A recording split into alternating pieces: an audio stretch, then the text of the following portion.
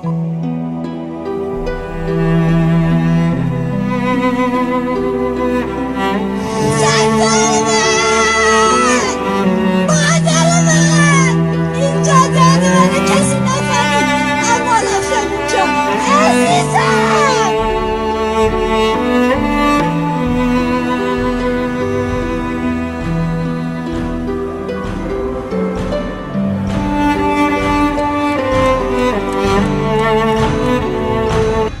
امروز از مادر نزادم، نه عمر جهان بر من گذشته.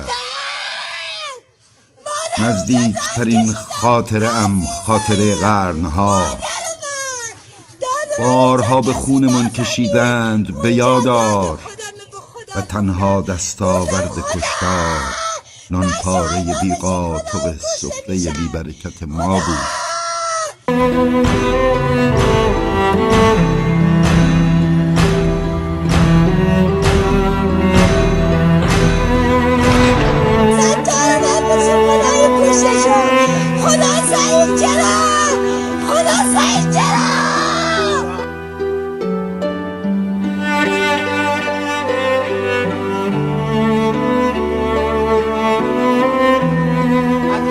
اعراب فریبم دادند، برج موریانه را به دستان پرپینه خویش بر ایشان درگشودم.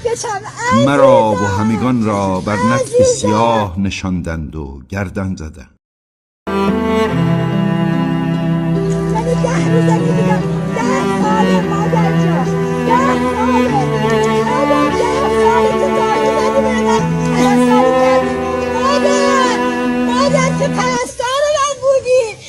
نماز گذاردم و قتل عام شدم که رافضیم دانستم.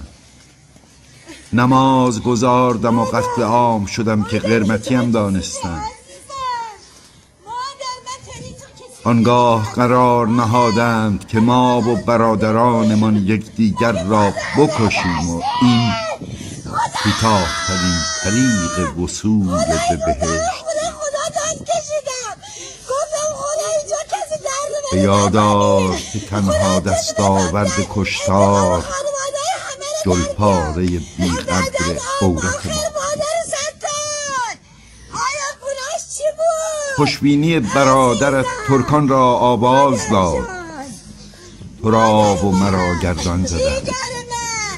سپاهت من چنگیزیان را آواز داد، تو را و همگان را گردان زدند. یوغ ورزا بر گردنمان نهادند، گاو آهن بر ما بستند، بر گردمان نشستند و گورستانی چندان بی‌مرز شیار کردند که بازماندگان را هنوز از چشم خونابه روانند.